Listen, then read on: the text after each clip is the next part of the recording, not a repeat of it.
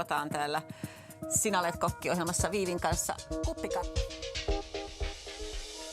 Tänään tehdään juhlakakku, mutta ei tehdäkään sitä ihan perinteisellä tavalla, vaan tehdään kauramurotaikinasta kaurakeksilevyt ja siitä sitten kootaan kakku. Sitä varten mulla on täällä kauramurotaikina jo ollut sulamassa 15-20 minuuttia ja tästä kaulitaan nyt 2 levyä. Tehdään tämmönen pyöreä pohja tästä. Sitä toki helpottaa sitten tämä lautanen, jolla voi tästä ottaa tämän oikean pyöreän muodon. No niin.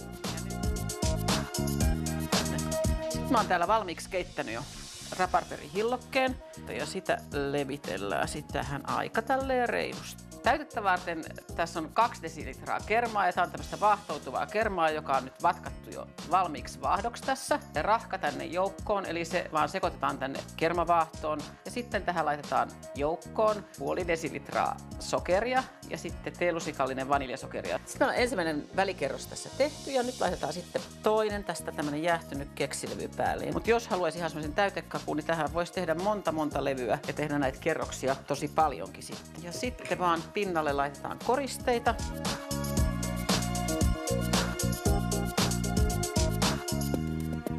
Muutama sitruunanmelissanlehti kauniisti tänne kakkuun.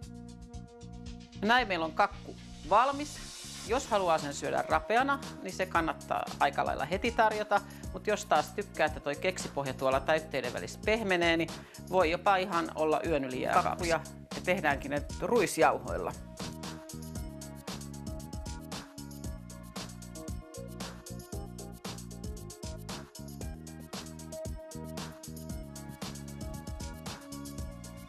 Eli tänne ruisjauhoon laitetaan mukaan mun tummaa sokeria ja sitten kohotusaineeksi ihan leivijauhetta ja sitten vaniljasokeria antamaan makua tähän.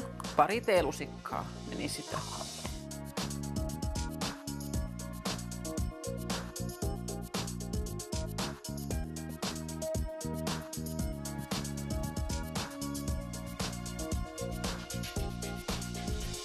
Täällä sitten lisätään tänne vielä kookosmaitoa, sulatettua rasvaa ja sitten 3 munaa.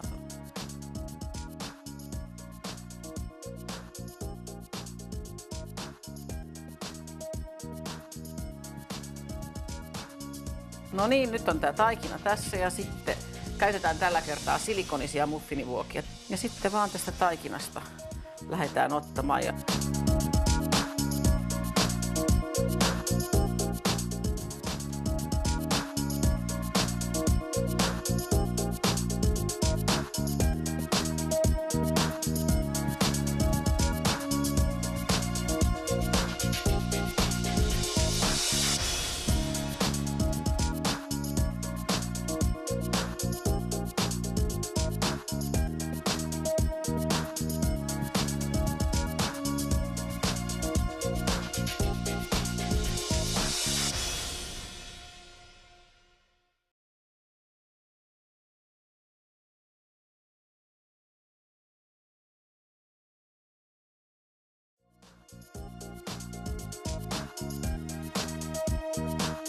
Seitsemän minuuttia on kulunut ja nyt meillä on täällä kaurakeksipohja jo jähtynyt valmiiksi. Hyvä kostutusvaihtoehto on ihan maito, johon laitetaan vähän vaniljasokeria ja sitten vaan levitellään tänne.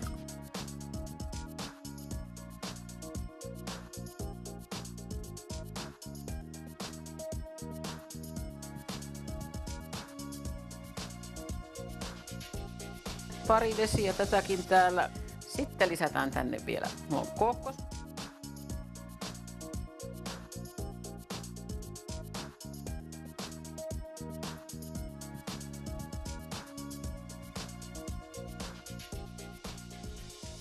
Muffinit tehdään tosi helpolla tavalla, eli niin, että vaan kuivat aineet sekoitetaan keskenään ja sitten noin vähän kosteammat sinne joukkoon. Eli tänne ruisjauhoon laitetaan mukaan mun tummaa sokeria ja sitten kohotusaineeksi ihan leivijauhetta ja sitten vaniljasokeria antamaan makua tähän. 2 teelusikkaa meni sitä.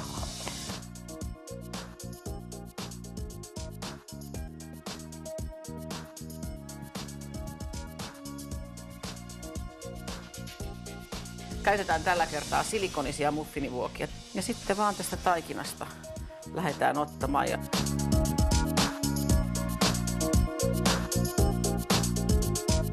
rukiiset muffinit ollut jo vähän aikaa tuolta uunista ulkona, jotta nämä jäähtynee.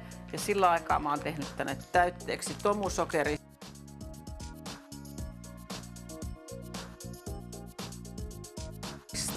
Ja appelsiinituorejuusto.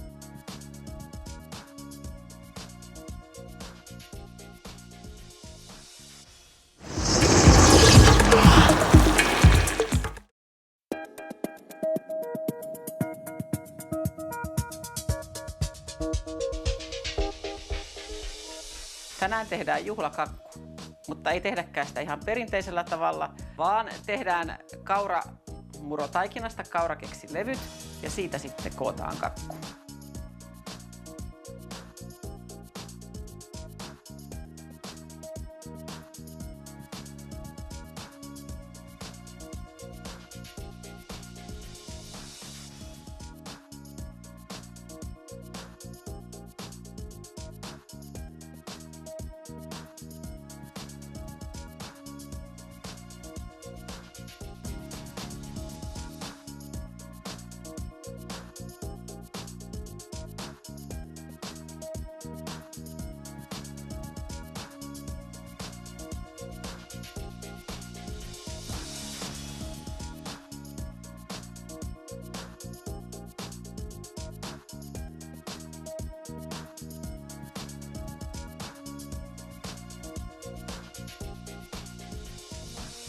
Näin meillä on kakku valmis.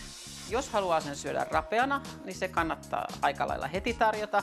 Mutta jos taas tykkää, että toi keksipohja tuolla täytteiden välissä pehmenee, niin voi jopa ihan olla yön yli jääkaapissa tää kakku.